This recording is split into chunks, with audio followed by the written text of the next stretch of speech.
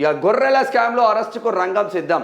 ED అదుపులో Talasani OSD Kalyan Kumar, మరో ఇద్దరు. సోదాల్లో స్వాధీనం చేసుకున్న పత్రాల ఆధారంగా స్టేట్మెంట్ల రికార్డు. నేడు కూడా కొనసాగనున్న విచారణ. గొర్రెల స్కీమ్ కేసులో కీలక పరిణామాలు చోటు చేసుకుంటున్నాయి. 100 కోట్ల స్కామ్ ఈడీ దర్యాప్తులో వెలుగులోకి వస్తున్నది.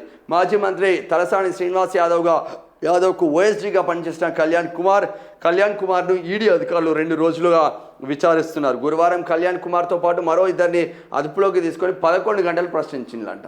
మరి ఈ అధికారులను అదుపులోకి తీసుకొని ప్రశ్నిస్తున్నారు. మరి ఇదే గొర్రెల స్కామ్లో తలసాని శ్రీనివాస్ యాదవ్ని ఎందుకు అదుపులోకి తీసుకొని ప్రశ్నించారు? ఇంకో మంత్రి చెప్తేనే కదా ఆయన చేసేది.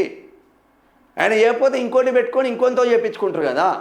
ఫస్ట్ రాజకీయ నాయకుల పైన ఎంక్వైరీ జరిగితే ఈ వ్యవస్థలన్నీ కరప్టెడ్ కాకుండా ఉంటాయి. దీనిపైన ఒక చట్టం తీసుకురావాలి.